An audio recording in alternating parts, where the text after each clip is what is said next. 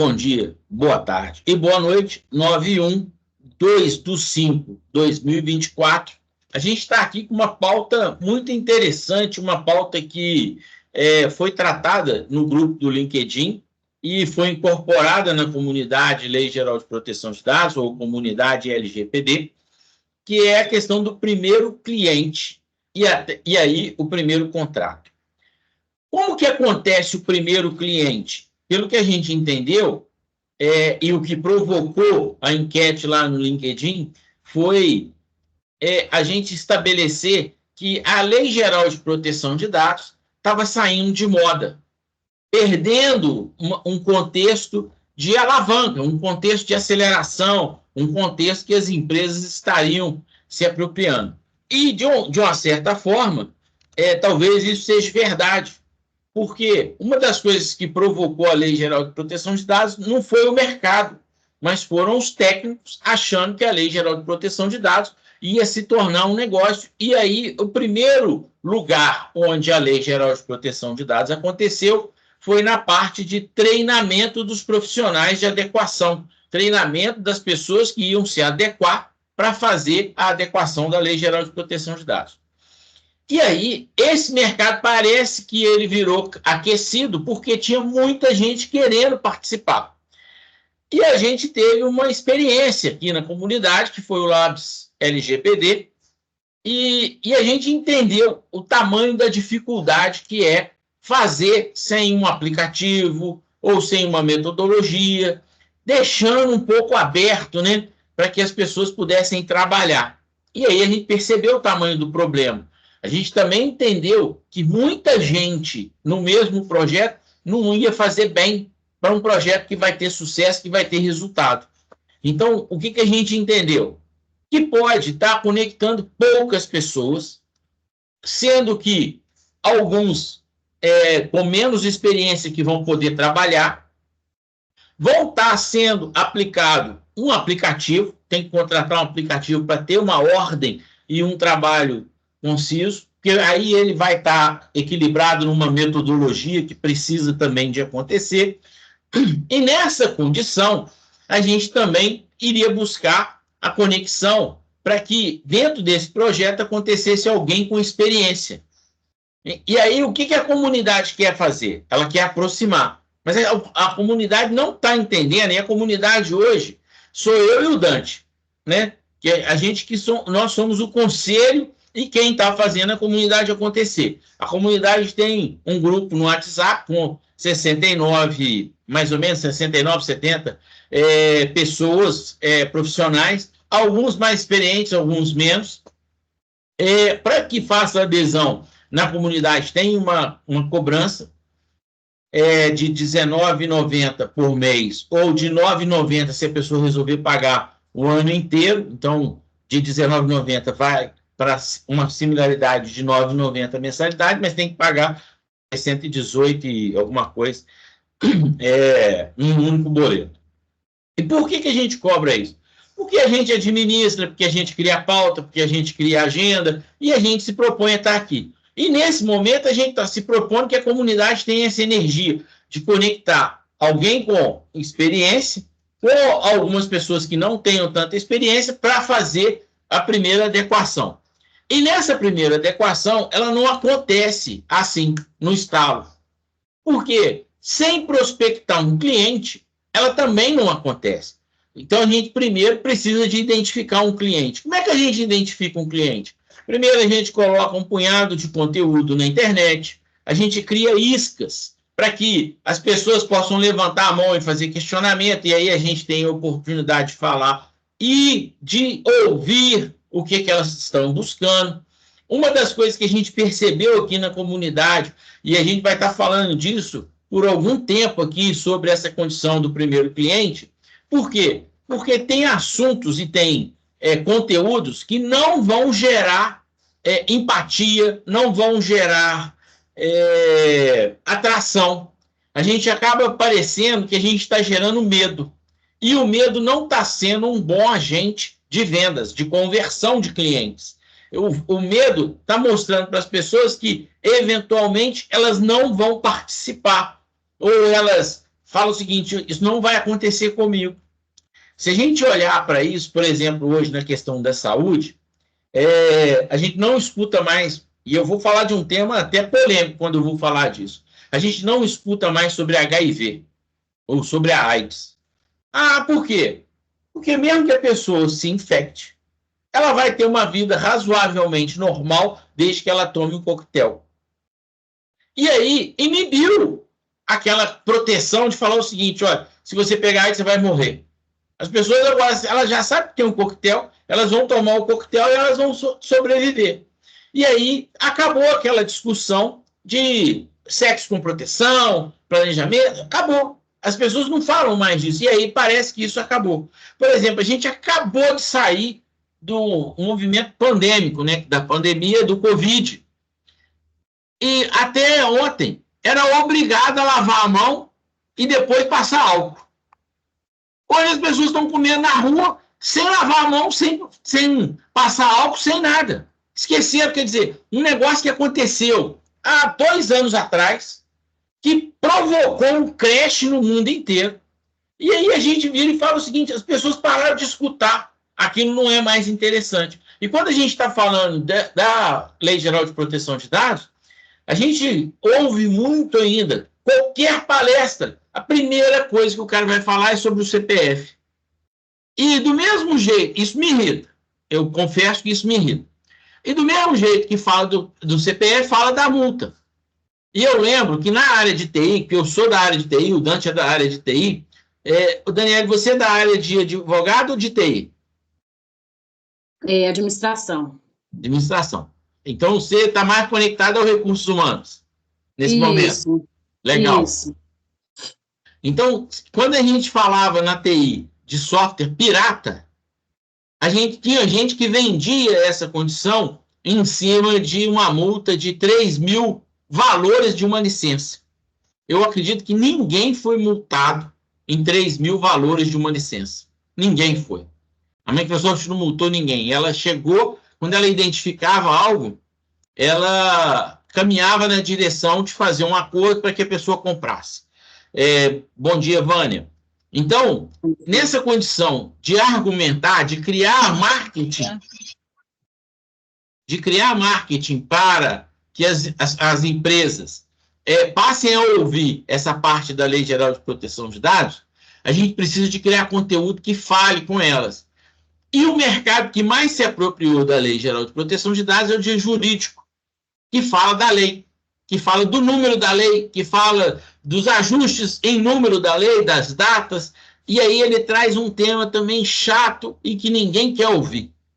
Então a gente precisa de buscar um ponto que seja mais atrativo. Por exemplo, uma experiência que eu estou tendo agora, e eu tenho conversado com as pessoas sobre a gestão de contrato. A maioria das empresas não tem gestão de contrato.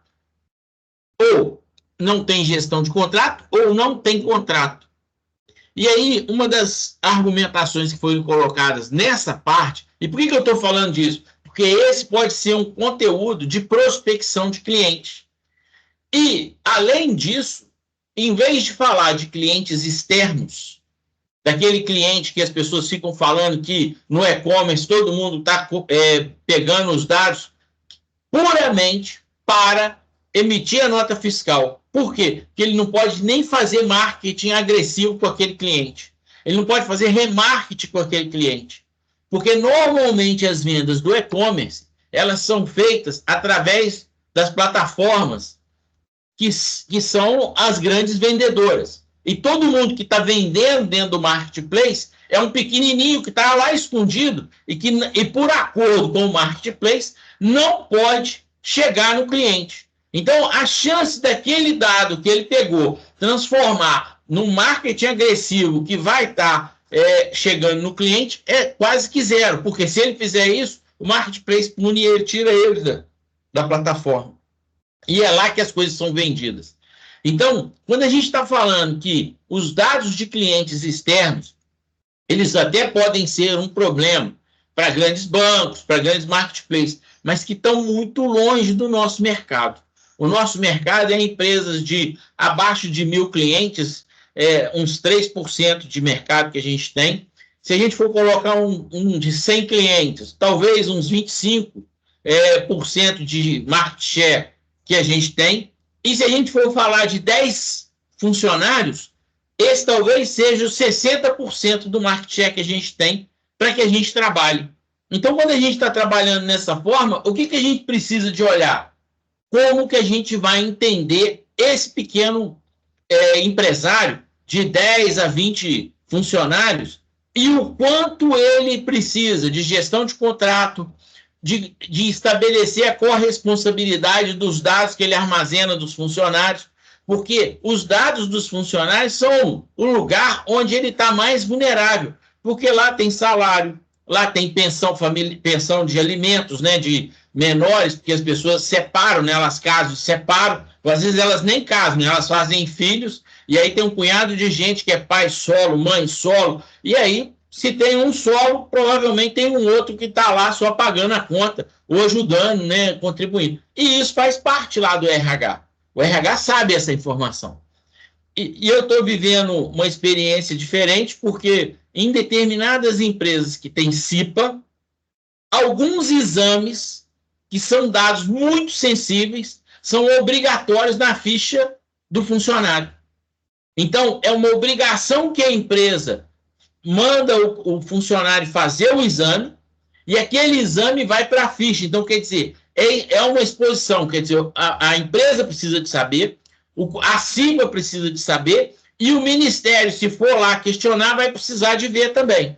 Então, a gente trata num lugar um dado muito sensível, fora a questão de pensão, que tem dados de menor, então vai saber o nome do filho. Então, você tem dados sensíveis que pode ser uma argumentação muito razoável para que a gente prospecte cliente.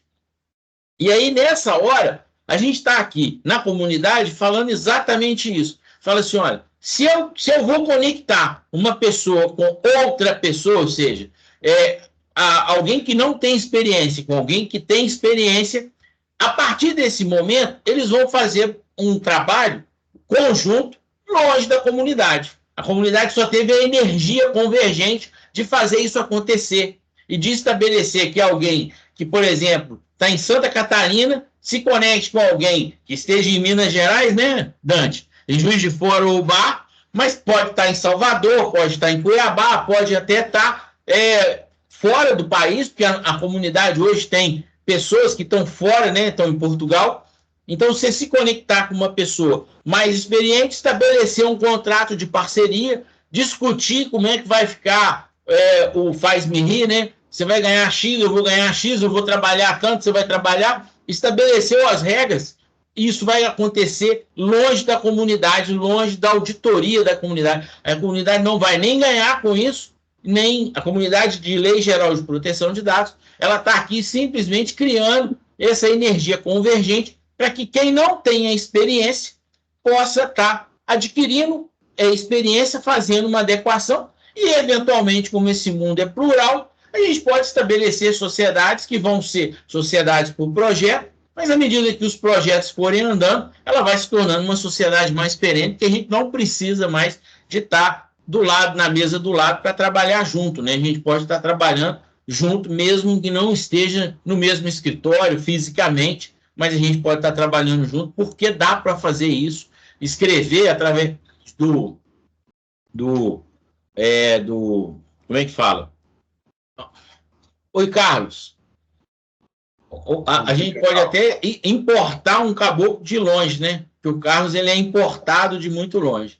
E aí, essa condição que a gente está aqui falando é exatamente isso. A gente precisa de estabelecer esse nicho, de aproximar alguém, e isso às vezes até já acontece na comunidade. A gente precisava de alertar. E aí as primeiras atividades que vão acontecer é gerar conteúdo, é produzir um marketing digital e fazer prospecção de cliente. Quem vai fazer isso? Provavelmente quem tem menos experiência, que está buscando quem tem mais experiência para quando for fazer, executar bem. E aí no planejamento, a gente entendeu isso. A gente precisa de cada vez discutir mais sobre a argumentação que a gente vai falar, em cima de um determinado nicho. Porque não dá para que a gente entenda que a gente vai falar para todo mundo que precisa de Lei Geral de Proteção de Dados. Todo mundo não significa nada. Se a gente quer falar, a gente vai falar para clínicas de PET de pequeno porte que funcionam com um profissional veterinário e que tenha, no máximo, 5 pessoas trabalhando, até 10 pessoas trabalhando. Então, quando a gente definiu a nossa persona do marketing, significa que a gente pode produzir conteúdo, mas para produzir conteúdo a gente vai ter que aprofundar nos processos. Então, vai ter que, primeiro, saber quantos pets que tem um veterinário e até 5 funcionários, no máximo 10, tem na sua região. O Google é bom para pesquisar isso. Isso é um exemplo que o Pedrinho está dando. Podem ser outras atividades, né? Ter outras empresas de menor porte, né? A gente pode, por exemplo, existe hoje clínicas de radiologia para documentação ortodôntica. Isso é um dado muito sensível, porque tudo que fala de dentista fala de identificar uma pessoa pós-morte que não se identifica por digital, por foto, por nada, vai identificar por arcada dentária. Então, porque a arcada dentária é mais difícil dela ser destruída, né? A carne queima rápido, os ossos não. Então, na hora que a gente pensa nisso, imagina a quantidade de clínicas que tem fazendo radiografia e anexando essas radiografias de forma digital. Então, a gente está falando de clínicas de radiologia que vão ser para documentações ortodônticas. A gente está falando de dentistas que têm no próprio consultório alguma coisa nessa relação. Então, a gente está falando em nicho muito próprio. Ou seja, em nichos que trabalham do mesmo jeito que eu falei de PET, igual o Dante acabou de colocar aí, que pode ter outros exemplos, e é claro que quem vai definir isso é a dupla ou a tripla ou a quádrupla, a quantidade de pessoas que se associarem através da comunidade e forem fazer esse trabalho. É claro que, eventualmente, isso pode ser um debate.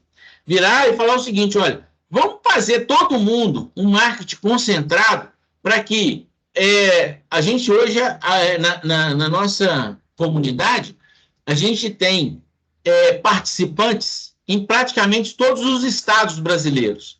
Então, se a gente fizer um trabalho conjunto, focado, e que às vezes a gente, através da comunidade, a gente impulsione, tipo, fala o seguinte, olha, o cara vira e fala assim, olha, eu quero gastar R$100 no texto da comunidade aqui em Cuiabá. Aí alguém lá de Santa Catarina fala assim, eu também vou gastar R$100. E aí a gente pega os R$100, coloca lá e impulsiona em Cuiabá, impulsiona em Santa Catarina, impulsiona na Zona da Mata, impulsiona em Salvador. E aí a gente vai fazer um post com um conteúdo específico focado ou em pet, ou em clínica, ou em hospital, ou em escritório de advogados, que também precisam de se adequar. Então, quer dizer, a gente pode escolher um determinado nicho e trabalhar ele de forma distribuída, mas concentrada, porque a gente vai ser muito mais eficiente. Porque se um post for impulsionado em 6 lugares diferentes, significa que a gente vai estar se tornando muito relevante e até o nosso orgânico passa a ser maior.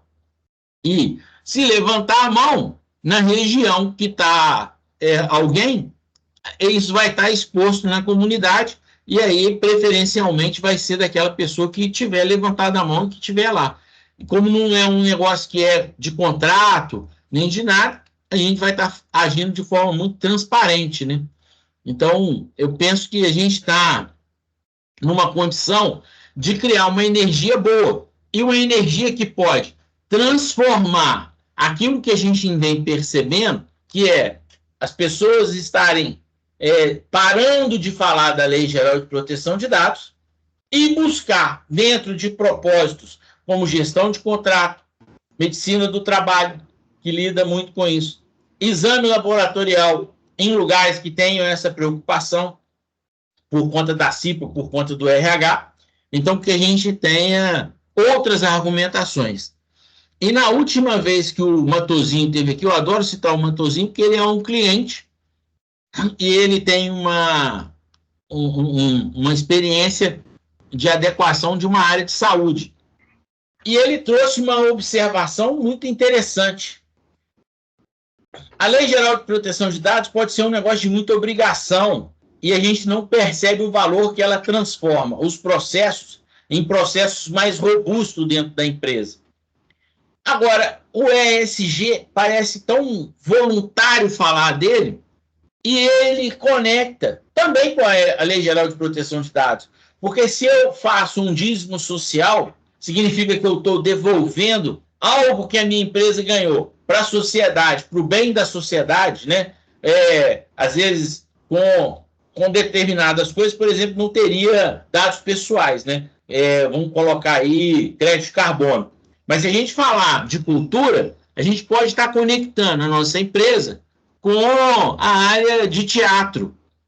E aí a gente trabalhar institucionalmente com empresas que vão estar recebendo destinação de impostos e é claro que a gente vai ter que identificar os projetos.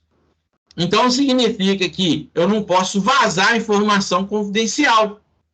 E aí a gente conecta com a Lei Geral de Proteção de Dados. Então, o que eu estou aqui colocando é que a gente tem muita forma de buscar falar da Lei Geral de Proteção de Dados, do quanto que ela melhora as empresas, para que a gente não tenha que falar do CPF ou de multa, que é um assunto que não está conectando.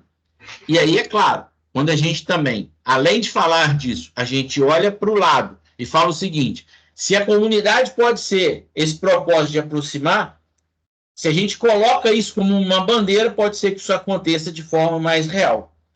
E assim, como a gente tem no nosso propósito, os primeiros 20 minutos é que a gente lance uma pauta. E a nossa pauta vai ser, hoje e por algum tempo, essa questão do primeiro cliente, do primeiro contrato e da aproximação. Então, eu queria abrir aí. Estou vendo que o Dante está, né? Que a gente está aqui já há algum tempo junto aqui. A Daniele, que foi convidada para estar aqui hoje, né? Que é uma conterrânea minha aqui de Ubá, Minas Gerais. A gente é tudo babão. A Vânia, é uma brincadeira, tá, Daniele? Eu, na realidade, sou mais calambudo do que babão. Eu sou do lado calambal. E a Vânia, né, que também é uma egressa aí já de tanto tempo aqui na comunidade, e o Carlos Eduardo, que também já teve a oportunidade de falar aqui, então está aberta a palavra.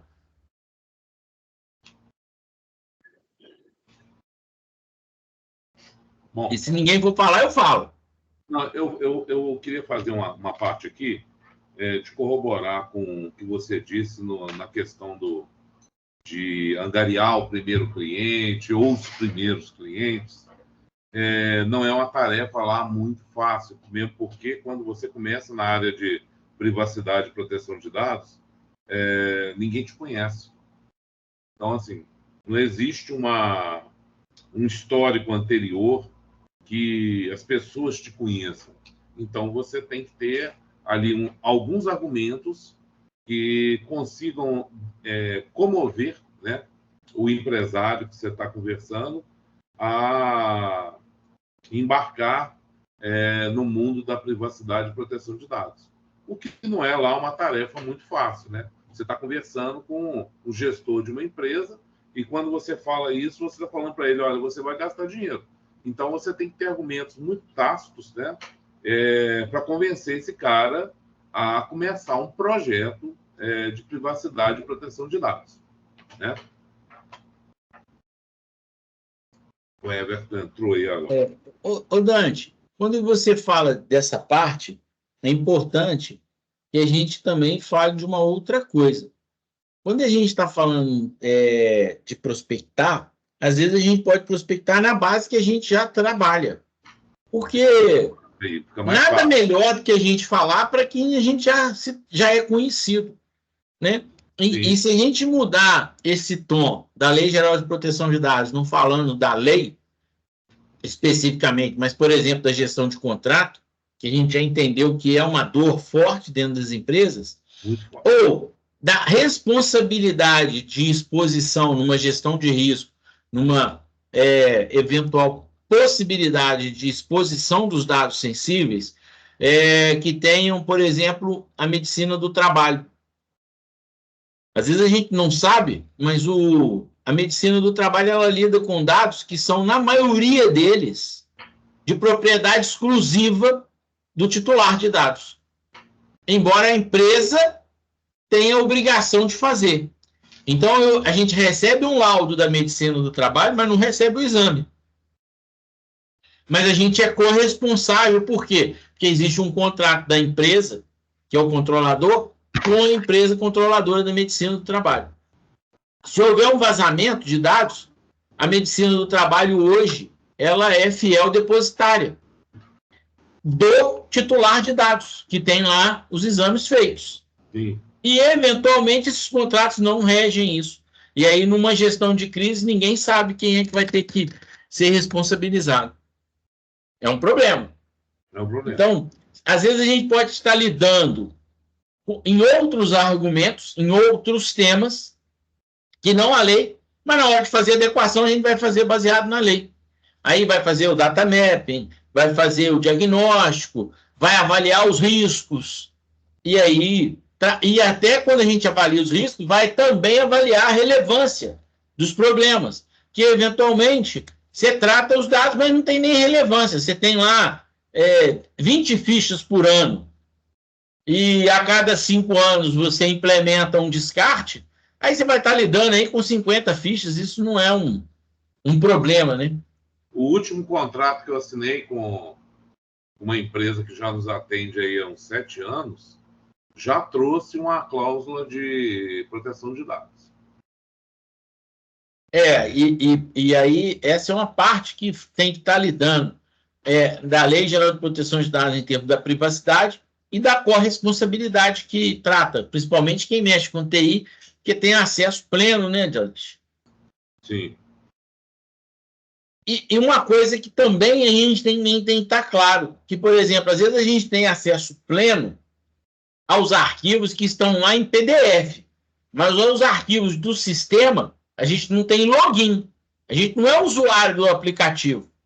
E aí o banco de dados, você vira e fala assim, mas você tem acesso ao banco de dados? Também não tem, não. O conteúdo do banco de dados é específico lá da aplicação. E ele é distribuído em tabelas criptografadas para quem abre a tabela específica. Então, se você não tem as regras que ligam as tabelas, você não descriptografa as informações que estão lá. Então, às vezes, a gente tem acesso só ao Excel, ao Word, PDF. Às vezes, né, se o cara salvar o serviço de e-mail, né, que é um outro problema sério que as empresas têm, porque às vezes elas acreditam que o Outlook ou o serviço do Google é um banco de dados que não está com chance de corromper. E aí fica lá o ok do contrato, e aí de repente o Google vira e fala assim, olha, deu um crash aqui na sua conta, a sua conta está aqui zerada. Aí o backup não tem. E aí como é que faz? Todas as vezes que você tiver um e-mail que seja um documento, imprime em PDF e põe na pasta do cliente. Que aí vai ser feito backup, e aí mesmo que a sua pasta seja perdida, você vai no backup e recupera. E do Google local esse, né?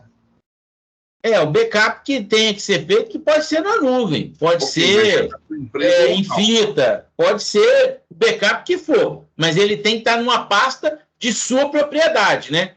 E a gente tem que estar claro que quando a gente vira e fala o seguinte, assim, os meus dados estão guardados lá no Instagram, meus dados estão guardados lá no Facebook, ou no LinkedIn, ou na rede social que seja. A rede social, ela é dona e você só tem uma sessão de uso.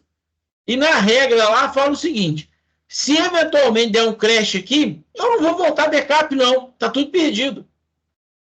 Então, se você conversa pelo direct e lá virou uma base de sua documentação, você está correndo um risco alto de perder tudo. Então, a gente precisa de entender que nessa gestão de contrato, tem partes que precisam de ser salvas em PDF e salvas na pasta do cliente. E aí, o backup que você vai fazer, seja local, seja em HD externo, que vai sendo trocado, a sua política, é sua política. Mas, até então, é um lugar para salvar e ter a preocupação de falar o seguinte, olha, a gente vai ter um problema a menos. Né? Com certeza. Eu acho que tem que fazer backup sempre. Todas as empresas que a gente tem contato, né, mesmo que não tenha um contrato com a nossa empresa, a gente sempre recomenda as boas práticas de mercado aí, de TI, ou seja, fazer backup, software original, essas coisas todas. Né? Débora, Daniel, desculpa. Daniel, você que veio hoje convidado, né, que está aqui assistindo essa a live da comunidade Lei Geral de Proteção de Dados, qual que era a sua expectativa? O que você esperava e o que você viu aqui acontecendo que agregou ou se não agregou nada? Bom, eu acho que a expectativa foi além do esperado, né? Imaginei que seria um bate-papo, né, explicativo, bem teórico, digamos assim, sobre o tema, mas eu vejo que o projeto ele é bem extenso, é um projeto muito promissor, inclusive, porque, igual vocês comentaram, a gente não vê as pessoas falando sobre lei de proteção de dados, né? É um assunto que parece que as pessoas elas têm um pouco de receio, principalmente quando a gente fala em questão de leis. Então, achei muito pertinente, achei muito, muito interessante mesmo essa abordagem, como vocês trabalham, né? Apesar de ter conhecido apenas um mínimo aí do projeto de vocês, né? E por tudo que eu estou vendo agora nesse momento, o que eu penso quando a gente for realizar uma prospecção de clientes, né? O que a gente deve fazer? Mostrar para o cliente por que ele... qual que é o motivo dele não aderir à lei de proteção de dados, né? Ao invés de falar para ele, você vai aderir? Não, por que você não quer aderir? Qual que é o motivo de você não aderir? Então, a gente tem que mostrar para ele os benefícios, né? Com relação ao mercado, com relação à proteção do próprio cliente, a proteção da empresa. Então, eu acredito que esse seja o ponto focal, né? Mostrar para ele esses benefícios. E hoje, na atualidade, eu vejo, né, que um grande setor que possa talvez aderir, né, a esse projeto seria o setor de estética, né? Estética vem crescendo muito hoje, se a gente for olhar, e temos clínicas pequenas, né, com um número pequeno de funcionários, e eu acredito que essas clínicas, elas não trabalham, a maioria delas não trabalham com essas questões, né? Então, eu acredito que seria um trabalho bem interessante nesse nicho de estética, porque está relacionado ali à saúde, né? Como você citou, Pedro, a questão da medicina, do trabalho. Trabalhei muitos anos, eu sou da área de saúde também, área técnica. E na área técnica, a gente aplica a Lei Geral de Proteção de Dados, na área de saúde, medicina do trabalho. Então, a gente precisa mostrar para os clientes os benefícios de se aderir a essa lei, né, a esse projeto. Eu achei muito, muito, muito bacana essa nossa reunião aqui, muito interessante. E um fato, né? A gente vem discutindo sobre Lei Geral de Proteção de Dados já há alguns anos. E esse assunto não cessa, porque, do mesmo jeito que as coisas se tornam dinâmicas, a gente também começa a entender da Lei Geral de Proteção de Dados daquilo que a gente vai se tornando mais conhecedor do mercado. E até então, a gente lidava, e toda a argumentação nossa era muito focada no cliente externo da empresa. E eu acho que 90% do mercado que a gente atua não tem cliente externo, mas tem cliente interno. E o cliente interno é onde a gente trata no detalhe várias informações que são sigilosas ou sensíveis. Então, a gente precisa de focar naquilo que é mais importante. Porque se a gente fala de cliente externo, por exemplo, a maioria das lojas na nossa cidade, que é o bar, provavelmente não tem nenhum campo ou armazenamento de dados para estar conversando com os clientes depois da venda. Então, os dados são coletados, emite uma nota fiscal, ou nem emite uma nota fiscal, recebe o pagamento, o cara vai embora e não tem nenhum tratamento dos dados daquele cidadão. Então, o cliente externo não é hoje, penso eu, a demanda da argumentação que vai fazer diferença. A argumentação que vai fazer diferença é: você tem contrato com o seu funcionário, principalmente se ele é um funcionário MEI, que aí você não tem nem carteira de trabalho, e ele eventualmente lá na frente ainda pode entrar na justiça contra você, porque você não escreveu no contrato, você não regulou como é que vocês iriam trabalhar, não houve assinatura dos dois lados, não houve aditivo ao longo do tempo mostrando mudanças de propósito, mudanças de finalidade. Então, quer dizer, as pessoas elas vão no fio do bigode, achando que na hora que chegar no juiz, as pessoas vão estar retratando da mesma forma.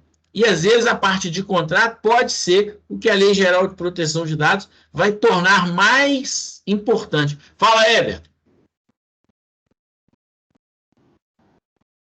Bom dia. Bom dia. Só para complementar aí essa parte aí da jurídica, né? Essa parte de contrato, a gente tem uma parte de segurança jurídica, porque uma vez que eu tenho um contato com o fornecedor, né, e eu tenho uma relação jurídica com ele contratual, se eu coloco cláusulas de LGPD lá dentro, então eu garanto a segurança de conformidade. E outro ponto são casos que a gente está colocando, né, que é a cláusula de responsabilidade civil quanto a vazamento de dados. Porque se ocorre o vazamento de dados, a gente vai ser multado. Isso não tem questionamento. Isso aí, assim, hoje ele não acontece, mas a gente sabe que vai acontecer. Então, quando eu for multado, quem vai se responsabilizar pelo vazamento que ocorreu fora daqui, fora do meu ambiente, né? Então, a empresa que tem relação comigo, eu tenho que obrigar ela a custear isso daí, né? E aí ela tem que reparar esses danos, né, que eu vou ter. E aí, com essa parte contratual, se eu tenho um contrato bem feito, bem elaborado, com a estrutura que me garanta a responsabilização do terceiro que tem contato com os meus dados, a partir desse momento, eu passo a ter segurança jurídica em ter relações com esse fornecedor. E aí eu posso ter vários outros fornecedores e eu seguir a mesma linha, né? Seguir o mesmo curso de construir essa relação jurídica coesa para mim. Porque, assim, a ideia é você levar para o fornecedor, para o teu cliente, quando você for fazer o contrato, é essa segurança que ele vai ter, né? É essa segurança, essa facilidade que ele vai ter no possível questionamento dele ter provas que corroborem com a relação contratual dele. Se essa relação contratual ali, às vezes ela tiver um vazio, por exemplo, eu coloquei cláusula LGPD, mas ela está vazia. Obviamente que os advogados da parte contrária vão usar essas brechas para poder se isentar das responsabilidades. Então, tem que deixar sempre muito claro no contrato a responsabilidade civil para esses caras em caso de vazamento, perda de dados, enfim, as possibilidades que nós temos quanto a LGPD aí, né? Essa questão que você coloca do vazamento de dados, a gente precisa estar muito preocupado com isso. Principalmente porque a gente também tem que entender o que pode ser um vazamento de dados. Às vezes o vazamento de dados, ele não necessariamente vai sair do computador, mas ele vai sair do lixo. A gente vem discutindo aqui o tanto que a porta do lixo é uma porta de informações sigilosas da empresa. Ou seja, porque recicla a folha e foi reutilizada, né, o papel, e atrás tem lá um contrato, um formulário, um laudo, um exame, ou porque foi julgado amassado no lixo e alguém resolveu, na hora que estava lá no lixo, reciclar, e o reciclador, eventualmente, abriu e viu uma informação e resolveu brincar com aquilo. Ou vazamento humano, né, Pedro? Que é assim, um colaborador pode receber uma informação da empresa, vamos supor, um relatório financeiro da empresa, um relatório de resultado, achar aquilo tão interessante, falar, pô, a nossa empresa está crescendo tanto, está evoluindo tanto aqui, vou mandar para o Joãozinho para falar que a minha está melhor que a dele. E pega esse relatório financeiro e manda por e-mail. E que Cara, tá cheio de nome, né?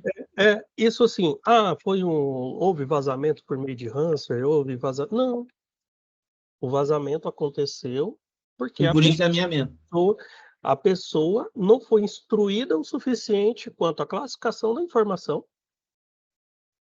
de não enviar esse documento. Então vem aquela questão, aí a gente volta lá no ponto de treinamento, desenvolvimento, né, do colaborador para que ele entenda o que é as regras do negócio, que ele entenda as regras de segurança, de privacidade e proteção de dados, para a partir dali a gente começar a ter um trabalho coeso. Né? Porque ele é o cara que precisa ter conhecimento de, cara, esse documento é interno, esse documento é confidencial, esse aqui é restrito, esse aqui é um documento público. Né? Então, assim, o cara tem que entender também esse ponto ali para que ele não cometa esse tipo de erro, né? E esse tipo de erro gera prejuízo. E uma informação que você colocou, Eber, que a parte de treinamento dos funcionários, que às vezes a gente acha que as pessoas sabem, mas elas não sabem. Então elas precisam de ter treinamento para que elas tenham conhecimento da privacidade.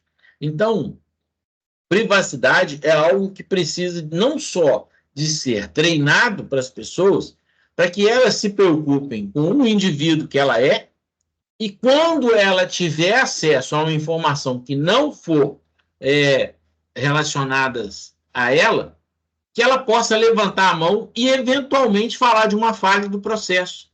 Para falar o seguinte, olha, tem uma informação aqui na ficha de estagiário que a gente está pedindo o título de eleitor. O que justifica pedir o título de eleitor numa empresa? O que justifica para um estagiário pedir a informação se ele está... como é que ele funciona? Como é que ele opera? Então, tem determinadas coisas que as pessoas precisam de ser críticas. Fala o seguinte, olha, a gente está cometendo um erro aqui, ó. Tem informações que a gente está buscando que não justifica. Ou a gente está expondo um exame que é obrigatório ter, né, por conta, isso no quadro de avisos. Por exemplo, assim, fulano de tal está de licença porque pegou Covid. Isso não pode ser publicado. E aí, se isso foi um erro, alguém tem que levantar a mão já por conta do treinamento e falar o seguinte, olha, a gente está cometendo um erro aqui, a gente tem que corrigir esse processo. Porque isso faz parte do treinamento. Então, o quanto que o treinamento também é importante, né?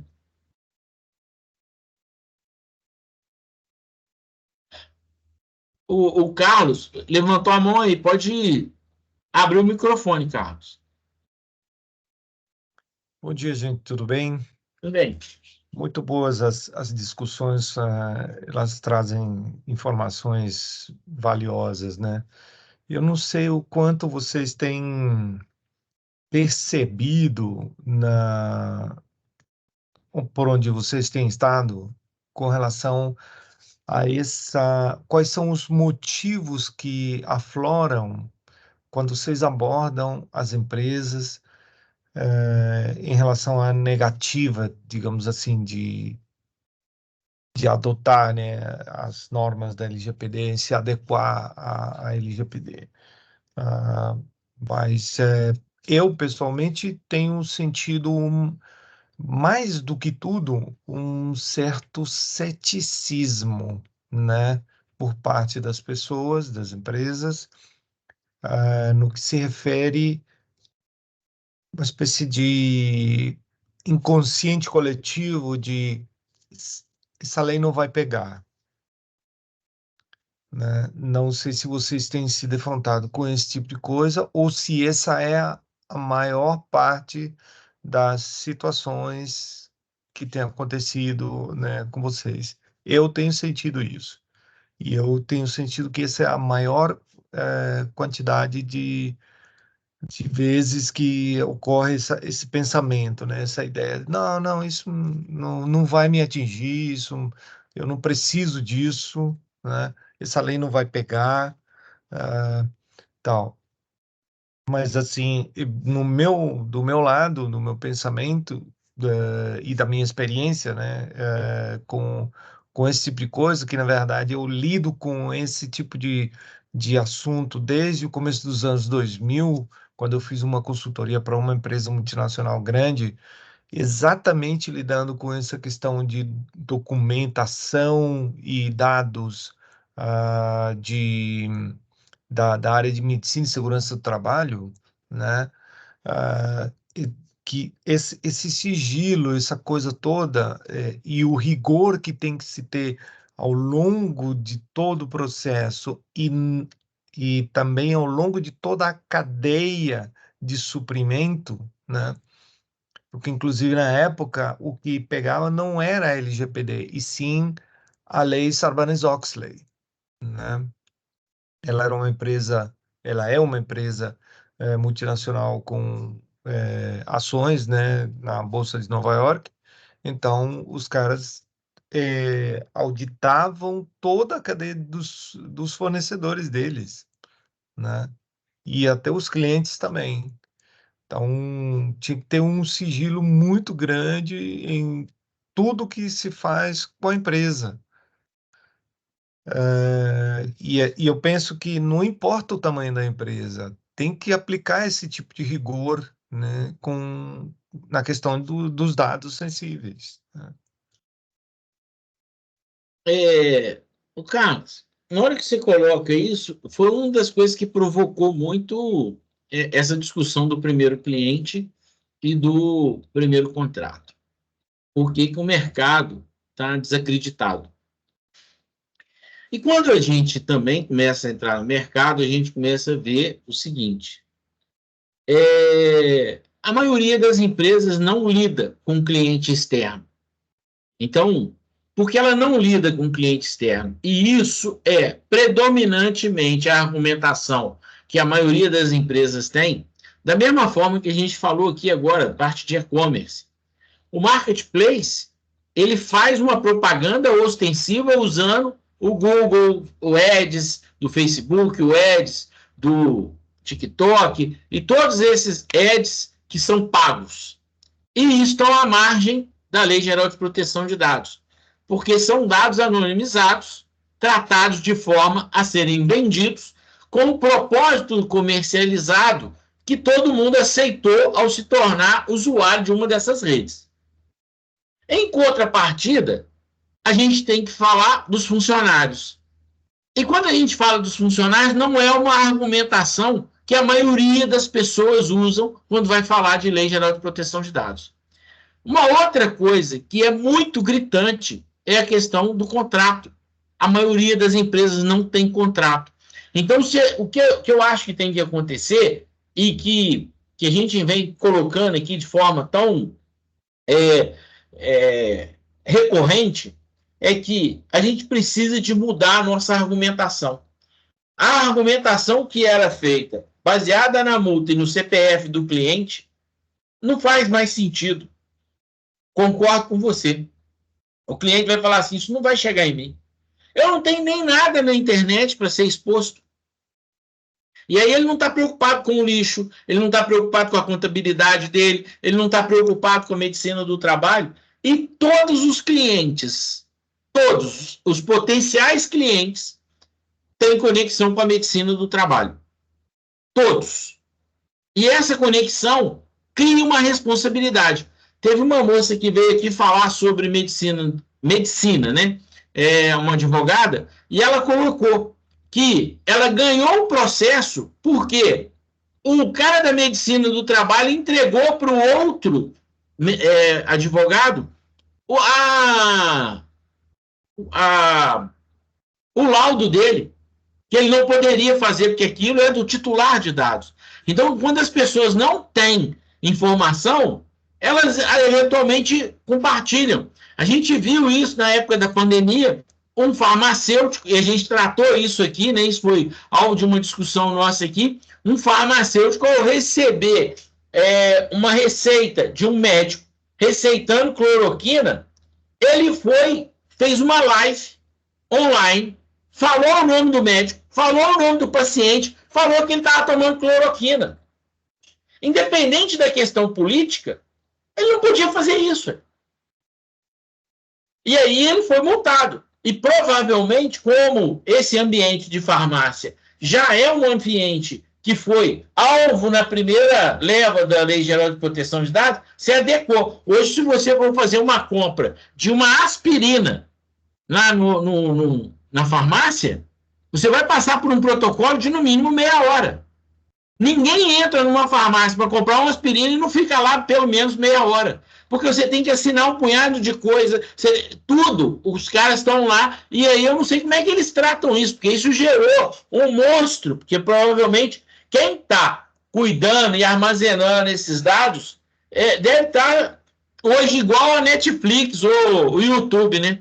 Um lugar que deve crescer exponencialmente de tanto dado que está sendo gerado para poder ter adequação no balcão da farmácia.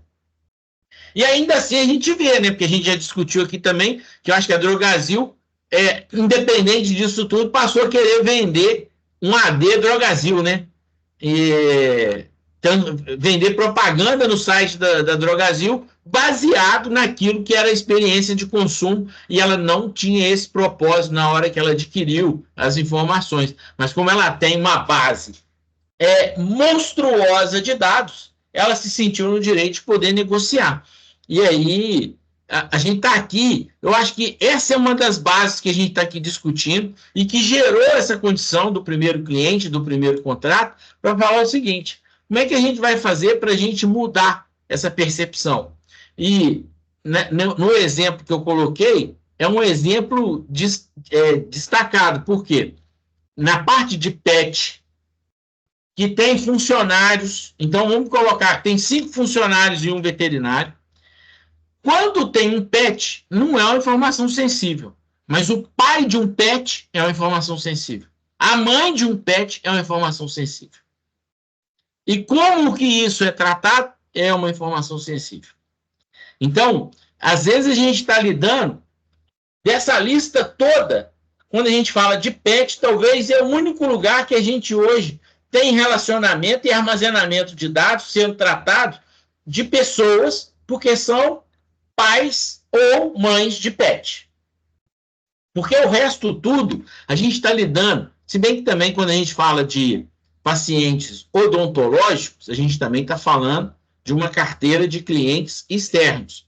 Mas a maioria não é tratado, né? Então, tem armazenamento, tem base, e aí os sistemas estão lá e precisam ser protegidos. E, normalmente, o odontólogo, o dentista, ele não tem um contrato que estabelece corresponsabilidade. Então, se houver um vazamento da base de dados do aplicativo que está em nuvem, provavelmente ele vai ser atacado, ele vai ser questionado, e ele não tem uma contrapartida jurídica assinada entre os dois, que ele teria uma responsabilidade compartilhada e que a parte do sistema seria proteger os dados e não dele, porque o sistema está em nuvem, num ambiente privado do próprio desenvolvedor. Essas condições é o que eu acho que a gente precisa de alertar. E aí a gente cria pontos que vão ser bem interessantes para esse mercado que precisa de voltar a ser percebido. Então, o que a gente está fazendo aqui é discutir exatamente isso. Como que a gente vai desenvolver esse mercado através de profissionais que não se sentem seguros, mas que têm o mercado à mão e que querem estar trabalhando. Então, Eu acho que esse é o negócio. E assim, já são 9h56, a gente tem essa disciplina, né? De iniciar às 9 e terminar às 10. Eu estou aqui despedindo da minha fala e agradecendo, né? Inclusive hoje a Daniela, que foi convidada, está aqui para participar, e espero que isso se torne aí recorrente, mas é isso, né? Ao Everton, ao Carlos e o Dante, que é meu parceiro nessa gestão aí da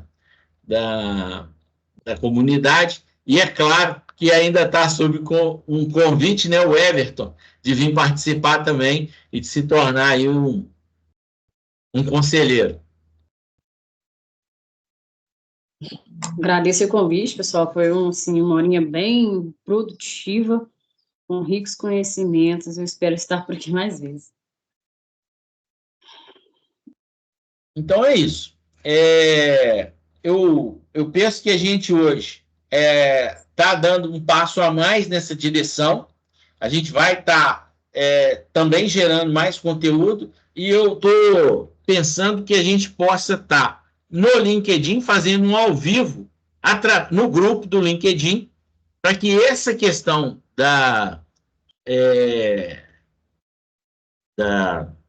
do primeiro cliente, do primeiro contato, crie mais conexão e que mais pessoas levantem a mão e falem assim, olha, eu estou procurando um parceiro para que a gente faça. E aí a gente abre um balcão, exatamente como o Sebrae faz, né? Um balcão de negócios, a gente vai estabelecer, olha, você cria uma agenda, nós vamos conversar, e aí cada um sai conversando, a gente estabelece os pontos, né? E aí, às vezes, vai acontecer negócios, né? É isso aí. Tudo bem? Beleza. Então, eu vou parar a gravação aqui e vou fazer uma foto, tá? Beleza.